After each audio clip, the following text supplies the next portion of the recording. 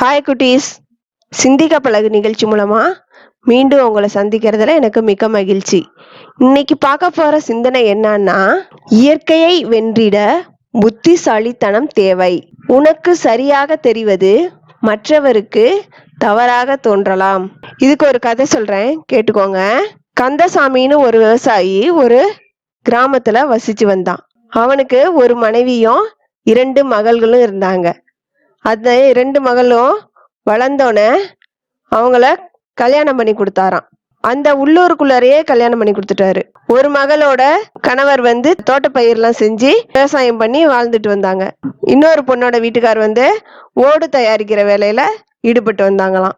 ஒரு நாள் அந்த விவசாயி என்ன பண்ணாரு, சரி நம்ம பொண்ணுங்கள்லாம் எப்படி வாழ்ந்துட்டு இருக்காங்க, நம்ம போய் பார்த்துட்டு வருவோம் அப்படின்னு சொல்லி பொண்ணு வீட்டுக்கு போனாராம். அப்ப அவங்க வீட்டுக்கு போனோன்னே அந்த பொண்ணை பார்த்து கேட்டாராம், என்னம்மா நல்லா இருக்கியா, சந்தோஷமா இருக்கியா அப்படின்னு சொல்லி கேட்டாராம். அந்த பொண்ணும், நான் நல்லா சந்தோஷமா வசதியா இருக்கேன், ஆனா எனக்கு ஒரே ஒரு வருத்தம் தான். பொண்ணு வீட்டுக்கார் என்னன்னா தோட்டப்பயிர் வச்சிருக்காங்க இல்லையா. அந்த பொண்ணு சொன்னிச்சான், எனக்கு எப்போதும் மழை பெய்யணும்னு மட்டும் வேண்டிக்கங்கப்பா அப்படின்னு சொன்னிச்சான். சரிம்மான்னு சொல்லிட்டு அன்னைக்கு பொழுது அவங்க வீட்லயே கழிச்சிட்டு நல்லா சந்தோஷமா இருந்துட்டு இன்னொரு பொண்ணு வீட்டுக்கு போனாராம். அந்த பொண்ணு வீட்டுக்கார் ஓடு தயாரிக்கிற வேலை தானே செஞ்சுட்டு இருந்தாங்க.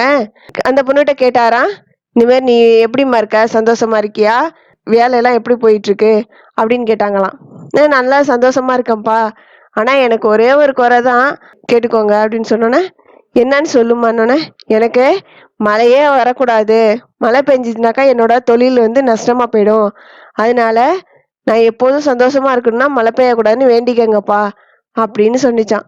சரின்னு இவர் என்ன பண்ணாரு, அன்னைக்கு பொழுது அவங்க வீட்டுல கழிச்சிட்டு சந்தோஷமா வீடு திரும்பி வந்துட்டு இருக்கும்போது யோசிச்சுக்கிட்டே வந்தாராம்.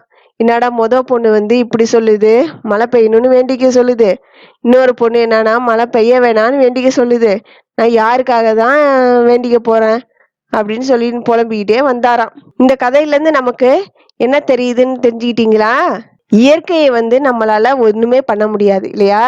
பஞ்சபூதங்கள்னு சொல்லுவாங்கல்ல, நீர், நிலம், நெருப்பு, காற்று, ஆகாயம், இந்த பஞ்சபூதங்கள்ல நம்மளால இந்த இயற்கை பேரிடர்களை நம்மளால ஒண்ணுமே செய்ய முடியாது அப்படிங்கிறத நம்ம தெரிஞ்சுக்கிட்டோம் இல்லையா. அதுக்காக மழை நாள் வரப்போகுது அப்படின்னு தெரிஞ்சாக்கா நம்ம என்ன செய்யணும், வெயில் நாள்லயே நமக்கு தேவையான பொருட்கள் எல்லாம் நம்மளே சேமிச்சு வச்சுக்கணும். அதுதான் புத்திசாலித்தனம் அப்படிங்கிறத நம்ம இந்த கதை மூலமா தெரிஞ்சுக்கிட்டோம் இல்லையா. இந்த கதை உங்களுக்கு பிடிச்சிருந்தா லைக் பண்ணுங்க, ஷேர் பண்ணுங்க, மேலும் உங்க கருத்துக்களை கீழே கமெண்ட் பண்ணுங்க. மேலும் இது மாதிரி கதைகளுக்கு நம்ம சேனலை சப்ஸ்கிரைப் பண்ணுங்க. Thank you children.